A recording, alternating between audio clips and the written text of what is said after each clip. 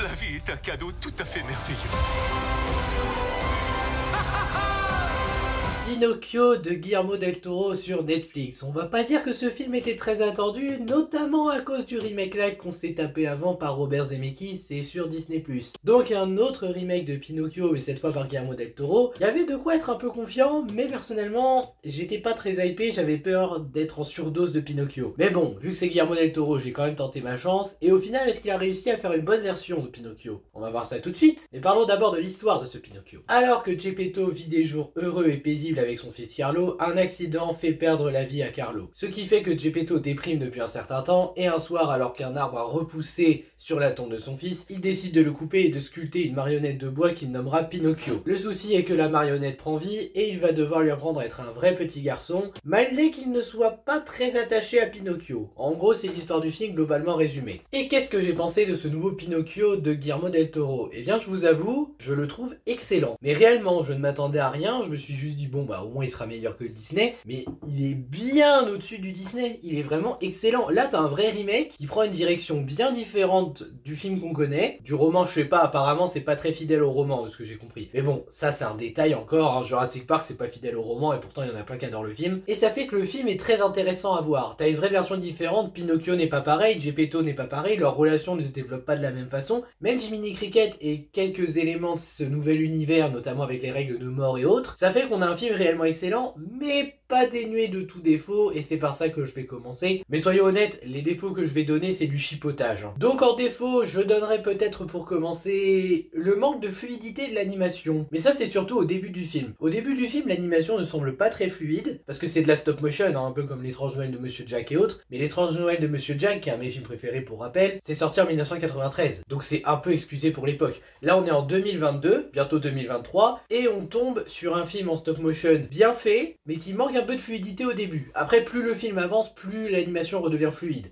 Donc en vrai, ce défaut-là est pardonnable. Après, il y a peut-être aussi des moments qui font un peu faux. Non pas parce que le doublage est mauvais, au contraire, le doublage est très bien. Les chansons pareilles, l'émotion pareille. Mais bizarrement, il y a quelques moments où je me suis dit, c'est bizarre, mais par rapport à l'image, je trouve que ça fait un petit peu faux. Peut-être est-ce le manque d'émotion montré sur les visages, et encore ça dépend par qui. Et je sais que les designs n'ont pas joué en la faveur. Mais en vrai, oui, il y a quelques petits moments qui peuvent paraître un peu faux. Quelques petits moments, hein. Sinon en vrai, le film est réellement touchant à pas mal de moments. Et le dernier défaut que je donnerais, même si c'est pas vraiment un défaut, c'est plus une interrogation, est-ce que les chansons étaient nécessaires? J'aime beaucoup les chansons du film, notamment Ciao Papa qui est la plus belle de tout le film. Mais est-ce qu'elles étaient obligatoires? C'est ça que j'ai envie de demander. On peut en faire une comédie musicale, hein, ce n'est pas réservé qu'à Disney, je n'ai pas dit le contraire. Juste, est-ce que on avait vraiment besoin des chansons? Je ne sais pas. Après, les chansons restent très bonnes, ne me faites pas dire ce que je n'ai pas dit. Sinon, j'ai pas grand chose à ajouter en négatif, le reste est positif, notamment le développement des personnages. Donc bien évidemment, on a Pinocchio, le fameux pantin de bois qui a pris vie, qui doit apprendre à être un vrai petit garçon, qui apprend la vie, à la dure. Surtout que là, on est en période de guerre. Mais ce que je trouve intéressant avec Pinocchio, c'est que là, t'as pas le gentil petit garçon un peu naïf qui se fait enrôler sans s'en rendre compte. Non.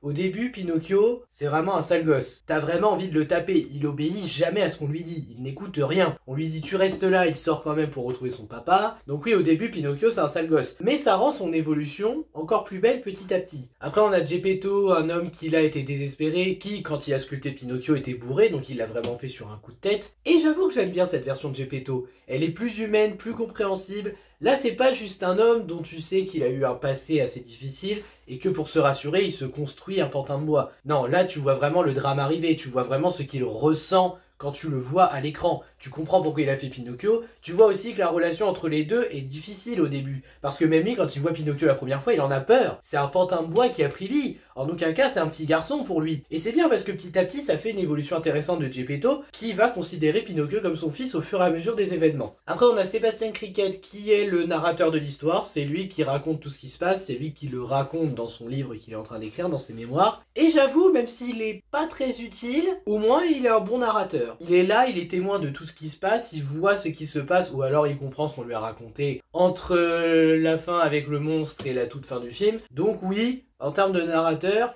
il fonctionne. Après, si on devait parler de deux autres petits personnages que j'ai appréciés, en dehors de l'antagoniste principal dont on va revenir après, ça serait Lamèche et Spazzatura. Ouais, j'espère que je le prononce bien le nom du singe parce que je le retiens jamais. Donc Lamèche, lui, c'est le garçon d'un général de guerre, il veut rendre son père fier, son père qui ne pense qu'à la guerre, à ce que son fils devienne un soldat comme tous, et qui voit Pinocchio comme le parfait soldat parce qu'il ne peut pas mourir. Ça, j'en parlerai en partie spoil, hein, de la mort de Pinocchio, parce qu'il faut qu'on en parle. Mais en effet, de ce côté-là, Lamèche a un développement assez intéressant. On le voit peu, mais il a un développement assez intéressant. Et sinon, Spazzatura, c'est un singe en compagnie du comte Volpe.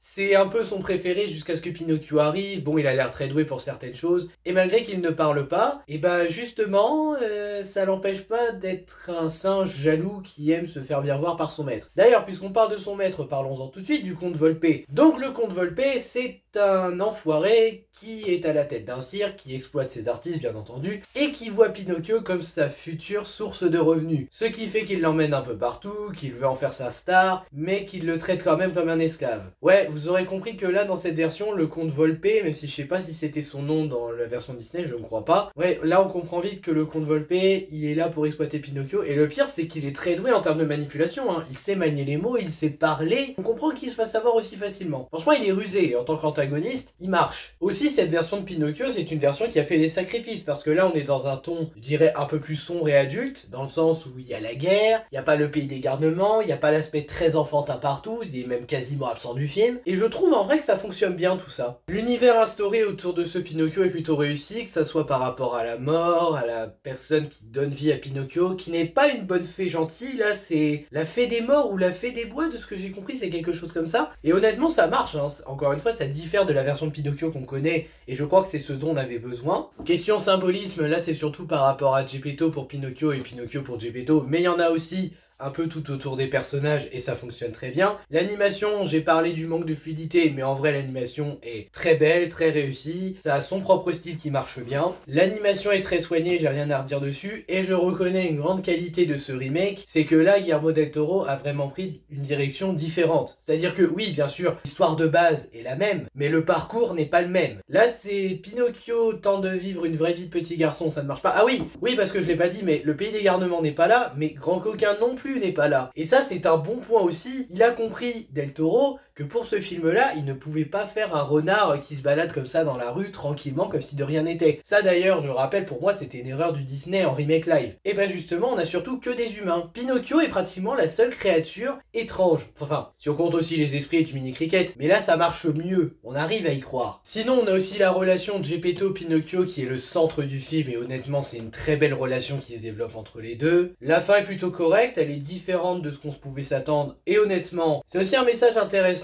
et du mystère par rapport à Pinocchio, qu'est-ce qu'il va devenir. Je vais pas vous spoiler la fin, peut-être en partie spoil mais pas là. Mais honnêtement, c'est une belle interrogation sur ce qui pourrait se passer pour Pinocchio à l'avenir. La VF est de très bonne qualité, les décors aussi sont assez soignés. Quant aux musiques et aux chansons du film, c'est bien. Et encore une fois, écoutez Ciao Papa de ce film. Et encore une fois, écoutez Ciao Papa, elle est magnifique. VO comme VF. Partie spoil, je vais pas pouvoir parler de grand chose, mais je pense qu'on peut parler déjà du royaume des morts. Donc dans le royaume des morts, Pinocchio ne peut pas mourir tout simplement. Il reste inactif un moment, et plus il meurt, plus longtemps tu auras le moment où il reste avec l'esprit, la déesse. J'ai pas très bien compris ce passage parce que j'ai pas totalement écouté, je suis désolé. Ça veut dire que Pinocchio concrètement, il y a un moment où il reste un pantin de bois sans bouger, mais il peut revenir à la vie à chaque fois. Il n'y a que quand Geppetto est en danger et que là il doit vraiment revenir en urgence pour le sauver, où là il devient mortel et donc faut le sauver. Faut sauver son papa, il le sauve mais il en paye sa vie. Et finalement c'est Sébastien qui sacrifie son vœu pour sauver Pinocchio, ce qui fait qu'après ils auront une belle vie tous ensemble. Honnêtement les règles de la mort ici sont pas mal et ça rajoute quand même un peu de tension à Pinocchio parce que qui sait ce qui peut se passer. Après Pinocchio ne peut pas mourir par des voies simples, mais par contre il y a un moyen pour qu'il puisse mourir, c'est le feu, parce que c'est un pantin de bois. Sinon en dehors de ça on peut parler de la fin, donc la fin, disons-le clairement, ça finit d'une manière dramatique mais un petit peu heureuse quand même. C'est-à-dire que Geppetto perd la vie, Sébastien meurt aussi au bout d'un moment, et Spazzatura meurt aussi au bout d'un moment. Ce qui fait que Pinocchio est tout seul. Et on se pose la question tous, y compris Sébastien qui nous le dit en voix off, est-ce que Pinocchio va mourir? On sait pas, déjà il a eu une belle vie vie avec son papa avec qui il a profité, pareil pour Sébastien et pareil pour Spazzatura. Spazzatura qui a rejoint la famille, parce que bon, vaut mieux être avec Geppetto qu'avec le comte Volpe, au moins tu seras mieux traité. Mais j'avoue que c'est un mystère qui fonctionne et qui nous fait poser la question. Après, faut bien sûr profiter de la vie avec ses proches tant qu'on le peut, mais il y a de quoi se poser la question, et avoir fini de cette manière-là, c'est intéressant. Surtout qu'au final, on se demandera tous qu'est-ce qui est devenu Pinocchio. Voilà, je pense que je n'ai pas grand-chose à ajouter, donc au final, que penser de ce nouveau Pinocchio fait par Guillermo del Toro? Eh bien honnêtement, allez le voir. Il est génial, il est excellent. À voir à tout prix si vous voulez une version différente du Pinocchio Disney que vous avez connu. Je parle bien du dessin animé, hein, je parle pas du remake live pourri qu'on a eu. Mais j'avoue que là, ce nouveau Pinocchio Guillermo del Toro, il fait du bien, il est vraiment excellent, et je regrette qu'il soit sur Netflix parce que ça fait qu'on n'aura jamais le DVD Blu-ray qui sortira. Voilà, je vous remercie d'avoir regardé, n'hésitez pas à liker, à partager, à vous abonner, à me donner votre avis sur le film si vous l'avez vu,